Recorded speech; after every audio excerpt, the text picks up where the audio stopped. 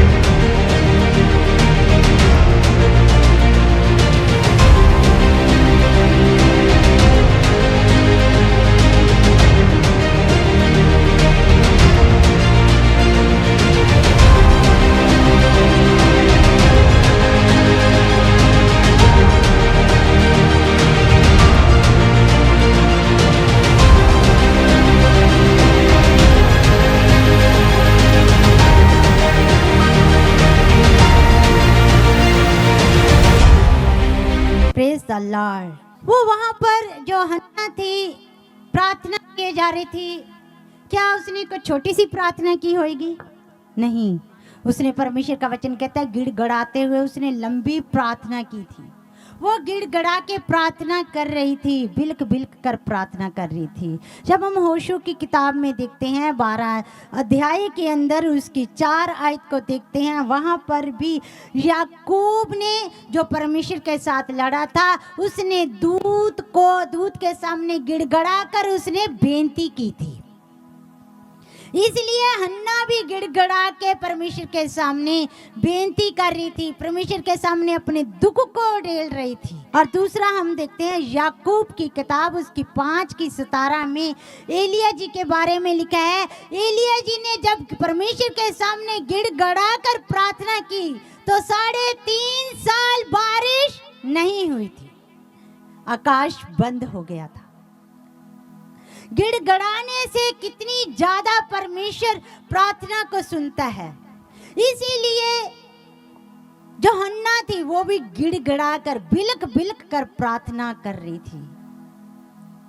उसने देखा कि गिड़गड़ाने से, परमेश्वर की प्रार्थना करने से, जब हम गिड़गड़ा के परमेश्वर से प्रार्थना करते तो परमेश्वर की उपस्थिति हमारे ऊपर उतरती है और परमेश्वर हमें सामर्थ्य देता है और परमेश्वर अपने बल से हमें भर देता है।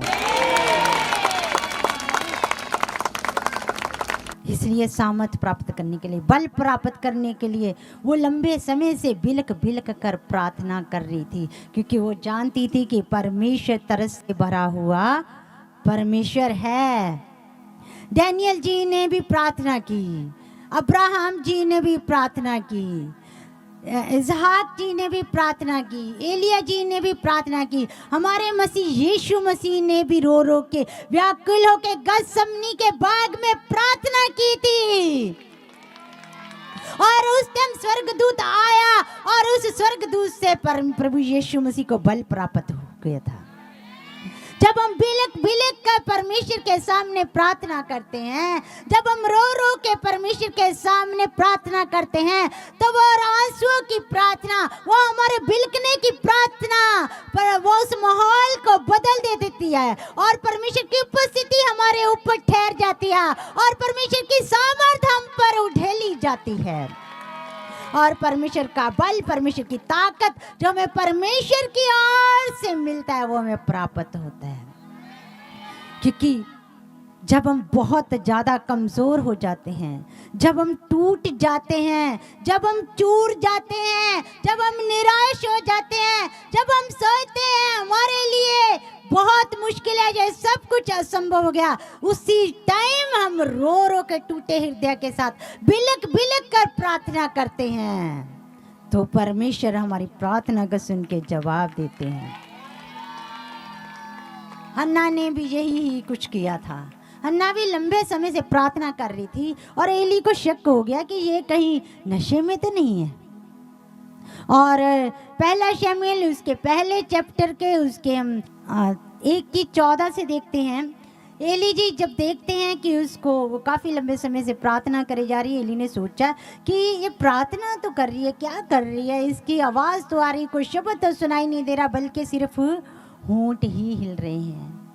जिस टाइम हम बहुत ज़्यादा दुख के अंदर होते हैं, मेरा तो एक्सपीरियंस ये है, जब मैं जिस टाइम बहुत दुख के साथ होते हैं, जिस टाइम मेरे मन बहुत ज़्यादा टूट जाता, तो मैं अक्सर जब प्रार्थना करती है तो मेरे मुंह से शब्द नहीं सुनाई देता, मेरे सिर्फ होंठ ही हिलते हैं। इसका कारण ये है कि हमारे हृदय के अंदर गहन दुख, अत्यंत दुख से हमारा जो मन है वो भरा हुआ है। इसी तरीके से वो प्रार्थना कर रही, पर एलिया को कुछ और ही दिख रहा था। एलिया को सिर्फ उसके लिप्स ही हिल रहे दिख रहे थे, कोई शब्द सुनाई नहीं दे रहा था।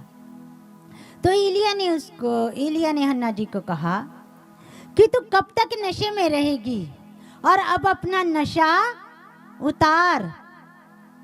तो हन्ना ने आगे से जवाब दिया, नहीं, मैं तो दुखिया हूँ, मैंने कोई मदरा नहीं पी, मैंने कोई दाखरस नहीं पिया, मुझे ओछी स्त्री करके ना जान। मैंने तो अपने मन को खोल कर यहोवा परमेश्वर से अपनी बातों को कह दिया है। उसने ये कह दिया है कि मैंने जो कुछ भी कहा है, जो कुछ भी मैंने अब तक किया है, वो कह रही मैंने सिताने के कारण, मेरा मन इतना शोकित हो गया था, मेरा मन शोकित होने के कारण, चिड़चिड़ाने के कारण, जो मुझे बहुत ज़्यादा चिढ़ाया गया था, उसके कारण ही मैंने ये सब किया है। उसके कारण मेरा मन टूट गया था। वो मैं अपने सारे दुख को अपने परमेश्वर के करीब लेकर आई। मैं अपने यहोवा परमेश्वर के मंदिर में अपने यहोवा को अपना सारा दुख सुना दिया है, अपने मन की सारी बातों को खोल खोल के सुना दिया। उस दिन उसने कुछ भी न रखा, उस दिन सारे के सारे दुख को परमेश्वर के सामने उठेल दिया है। आज आप भी अपने जीवन में कुछ ना कुछ दुख को भर कर लेकर आए होंगे। आप आज भी आप कहीं ना कहीं अपने हृदय में टूटे हुए होंगे। आज आप भी यीशु मसीह के सामने अपने उस दुखी हृदय को आप परमेश्वर के सामने उठेल दीजिए। वो हन्ना भी मंदिर में गई थी, वो भी चर्च में गई थी। आज आप भी परमेश्वर के भवन में बैठे हुए हैं। आज प्रभु यीशु मसीह आपके करीब हैं। आज अपने सारे दुखों को आप उन्हें बता दीजिए। शमूएल के नाम का मतलब, परमेश्वर ने कुछ समय के बाद एलिया ने कहा, जब सारी बात हन्ना जी की सुन ली, एलिया ने कहा कि कुशल से जा, परमेश्वर तुझे मन चाहा वर दे। तो कुछ समय के बाद परमेश्वर ने हन्ना को बेटे की आशीष दी और उसका नाम शमूएल रखा गया, जिसका मतलब है कि ये परमेश्वर की ओर से है। इसके नाम के 3 मतलब है। एक नाम है परमेश्वर की ओर से, दूसरा नाम परमेश्वर का नाम, तीसरा नाम उसका नाम परमेश्वर है। ये 3 मतलब है शमूएल के नाम के। यहाँ पर हम देखते हैं हन्ना के पास बच्चा नहीं था, परमेश्वर ने उसे बच्चा दिया। जो बच्चे का नाम रखा शमूएल, मीन्स परमेश्वर की ओर से प्राप्त हुआ। आमीन।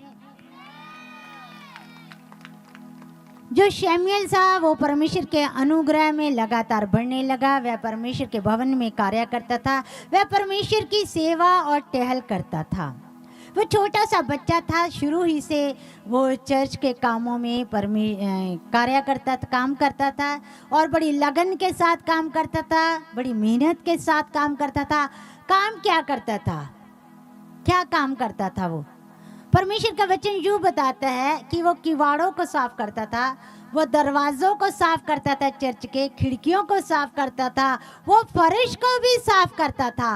वो दिन में 2 बार डस्टिंग करता था, 2 बार पूरा चर्च को साफ करता था। चाहे चर्च गंदा हो चाहे ना गंदा हो, उसने सफाई करनी ही करनी है।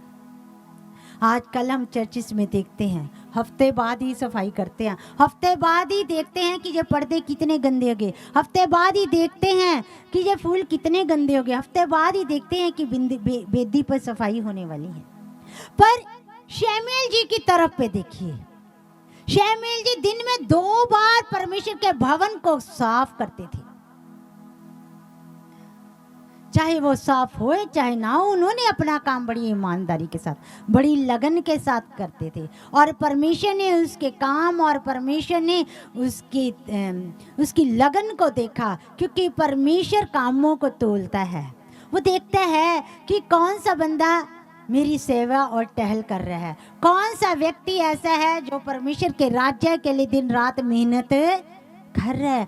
यदि आप एक परमेश्वर के भवन में आते हो, चेयर भी उठाते हो, दरियां भी बिछाते हो, दरवाजे भी साफ करते हो, टॉयलेट भी साफ करते हो, हर काम यदि आप लगन और विश्वास के साथ करते हैं तो परमेश्वर की निगाहें आप पर लगी हुई है।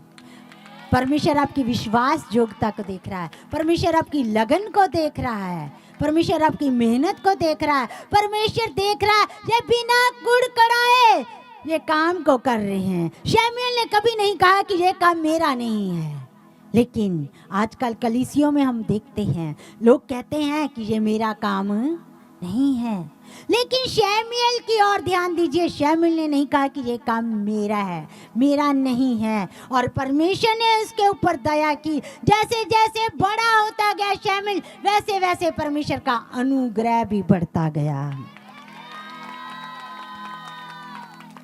और एक समय ऐसा आया कि उस समय के अंदर वचन का दुर्लभ हो गया, और उस समय दर्शन भी कम ही लोगों को होते थे। तो उस समय परमेश्वर शमूएल से बात करने के लिए तैयार हो गया। परमेश्वर चाहता था कि मैं शमूएल के साथ बात करूं। शमूएल तो बहुत छोटा था, शमूएल तो परमेश्वर के वचन को नहीं जानता था, लेकिन क्या कारण था कि परमेश्वर शमूएल से बात करना चाहता था। पहले हम सीखेंगे कि परमेश्वर क्या बात करना चाहता था, कैसे बात करना चाहता था शमूएल से। पहले हम ये सीखेंगे, परमेश्वर के पवित्र भवन के अंदर जब एली अपने स्थान पर सो रहा था, तो वाचा के संदूक के पास जो शमूएल था वो भी लेट गया, और जो यहोवा परमेश्वर का दिया अभी भूजा नहीं था, तो वो वहाँ पर सोया हुआ था शमूएल। उस समय की बात है। शमूएल को परमेश्वर ने पुकारा, शमूएल शमूएल। शमूएल जगा, और शमूएल ने उठ के देखा कि कोई नहीं है। उसने सोचा कि मुझे एली ने बुलाया होगा। वो एली के पास गया, एली को जगाया कि क्या आज्ञा है, आपने मुझे बुलाया? उसने कहा कि नहीं, मैंने तो नहीं बुलाया, जाके सो जा। उसने सोचा शायद इसको गलती लग रही होगी। वो जाके शमूएल फिर सो गया। फिर से आवाज आई परमेश्वर की, शमूएल शमूएल। वो फिर से उठा, फिर से एली के पास गया, क्या आज्ञा है, आपने मुझे बुलाया? उसने कहा कि नहीं, मैंने तो तुझे नहीं बुलाया, जाके लेट जा, जाके सो जा। फिर तीसरी बार फिर से आवाज आई, शमूएल शमूएल। वो फिर से उठा, फिर से एली के पास गया और एली को सारी बात बताई कि मुझे आपने बुलाया। एली ने कहा कि नहीं, जाकर सो जा। उसने कहा यदि, एली ने कहा कि जब इस बार आवाज आएगी, आपने कहा ही यहोवा तेरा दास सुन रहा है। उसने कहा ठीक है, क्योंकि वो एली जान गया था कि ये मनुष्य की आवाज नहीं, ये परमेश्वर की आवाज है। इस तरीके से शमूएल के साथ परमेश्वर ने बातचीत करना शुरू की। हम देखेंगे कि क्यों उसने शमूएल ही के साथ क्यों बात की। जैसे कि मैंने बताया, उसने वो एली तो पहले के परमेश्वर के भवन में रह रहा था। आप क्या कह रहे हैं? एली तो शमूएल से पहले पवित्र मंदिर में वास कर रहा था, पर उसने शमूएल ही से क्यों बात करी? शमूएल तो बहुत छोटा था। कैसे बात की ये तो मैंने बता दिया, पर क्यों बात की इसका भी कोई रीजन है। आइए परमेश्वर के वचन में देखेंगे। मलाकी 2:7 में परमेश्वर का वचन यहाँ यूं कहता है, क्योंकि याजक को चाहिए अपने होंठों से ज्ञान की रक्षा करे, क्योंकि वह सेनाओं के यहोवा के दूत है। यहाँ पर याजक के बारे में लिखा गया। यहाँ पर परमेश्वर का वचन यूं कहता है मलाकी 2:7 में, क्योंकि याजक को चाहिए, याजक को क्या चाहिए? परमेश्वर का वचन बता रहा कि याजक को इस तरीके से चाहिए कि वे अपने होठों से ज्ञान की रक्षा करे, और ज्ञान कोई और नहीं, ये ज्ञान परमेश्वर का वचन है। परमेश्वर ये चाहते हैं कि याजक लोग अपने होठों से परमेश्वर के ज्ञान की रक्षा करें, क्योंकि वो सेनाओं के यहोवा का दूत है, एम्बेसडर है, मैसेज देने वाला। परमेश्वर से सुनकर आगे कलीसिया को, परमेश्वर की भेड़ों को वचन देने वाला होना चाहिए। आमीन। उससे पहले मैंने पढ़ा था कि परमेश्वर का वचन दुर्लभ हो गया था, और उस समय परमेश्वर बहुत कम लोगों से दर्शन के द्वारा बात कर रहा था। परमेश्वर के पास कोई ऐसा व्यक्ति नहीं था कि जिससे परमेश्वर बात करे। एली इस योग्य नहीं था कि परमेश्वर उसके साथ बात करे, क्योंकि परमेश्वर का वचन कहता है अपने होठों से ज्ञान की रक्षा नहीं की थी। तुम तो मैसेज देने वाले हो, तुम तो प्रचार करने वाले हो, तुम तो एम्बेसडर हो, तुम तो राजदूत हो। उसके अंदर परमेश्वर का पूरा वचन नहीं पाया गया था, वो वचन में कमजोर था, परमेश्वर की आज्ञाओं को नहीं माना था। इसलिए परमेश्वर को बातचीत करने के लिए कोई नहीं मिला, एली भी नहीं था, इसलिए परमेश्वर ने शमूएल को इस्तेमाल किया। आमीन। परमेश्वर अपनी महिमा के लिए किसी को भी इस्तेमाल कर सकता। परमेश्वर बातचीत करने के लिए छोटे से छोटे बच्चे को भी इस्तेमाल कर सकता है। यहाँ पर शमूएल सिर्फ 12 साल का ही था जब परमेश्वर ने उससे बात की, और एली तो बहुत साल का होगा। एली का परमेश्वर का वचन कहता है उसकी तो आंखें धुंधली हो गई थी और उसे कुछ सूझ नहीं रहा था। क्यों? क्योंकि परमेश्वर के वचन की घटित हो गई थी। लूका 11:52 में परमेश्वर का वचन कहता तुमने ज्ञान की कुंजी तो ले ली, लेकिन ना खुद प्रवेश किया और प्रवेश करने वालों को भी रोक दिया। यही हाल एली का था। उसने लुचपन करने से अपने बच्चों को नहीं रोका था। उसके 2 बेटे दोनों ने चर्च की लड़कियों के साथ व्यभिचार किया। दोनों ने एक से एक पाप किया। क्या परमेश्वर ऐसे व्यक्ति के साथ बात करेगा? कभी नहीं करता। परमेश्वर ने शमूएल को चुन लिया क्योंकि परमेश्वर ने शमूएल के काम की ओर ध्यान दिया। परमेश्वर ने शमूएल परमेश्वर के वचन के द्वारा काम करता रहा। शमूएल परमेश्वर की आज्ञाओं को मानता रहा। वो उसकी ईमानदारी के ऊपर परमेश्वर का मन लग गया था। परमेश्वर की सेवा और टहल करने वाला व्यक्ति था। यिर्मयाह 6:10 में परमेश्वर का वचन कहता है मैं किससे बोलूं? मैं किसको चेतावनी दूं? ये लोग तो इनको ऊंचा सुनाई देता है। ये वचन की ओर ध्यान नहीं देते, वचन की निंदा करते हैं और वचन को नहीं चाहते। कोई जना पढ़े यिर्मयाह 6:10। मैं किससे बोलूं? मैं किससे बोलूं? और यहाँ पर भी परमेश्वर को कोई योग्य व्यक्ति नहीं मिल रहा कि परमेश्वर किससे बातचीत करे, लेकिन परमेश्वर को वो छोटा बच्चा मिल गया जो परमेश्वर के योग्य था, जिसके साथ परमेश्वर बात करे। Praise the Lord, hallelujah. मैं किससे बात करूं और किसको चिताकर कहूं कि वह माने? किसको चिताऊं, किसको बताऊं? कोई मुझे नहीं मिल रहा। आगे पढ़िए। देखिए ऊंचा सुनते हैं, हाँ, वे ध्यान भी नहीं दे सकते। वे ऊंचा सुनते ध्यान भी नहीं देते। यस। देख यहोवा के वचन की वे निंदा करते। देख कर वचन की, यहोवा परमेश्वर के वचन की निंदा करते हैं और उसे नहीं चाहते हैं। और उसे नहीं चाहते। इसलिए परमेश्वर यहोवा के पास कोई और नहीं था। कि जिससे वो बात करता है। इसलिए परमेश्वर ने एली को भी इस योग्य नहीं समझा कि उससे बात की जाए। उसने छोटे से बच्चे शमूएल के ऊपर अपन मन लगाया और शमूएल को बात कही। आमीन। क्योंकि शमूएल परमेश्वर की इच्छा के अनुसार परमेश्वर के अनुग्रह में था और यहोवा परमेश्वर उसके संग संग रहता था। आमीन।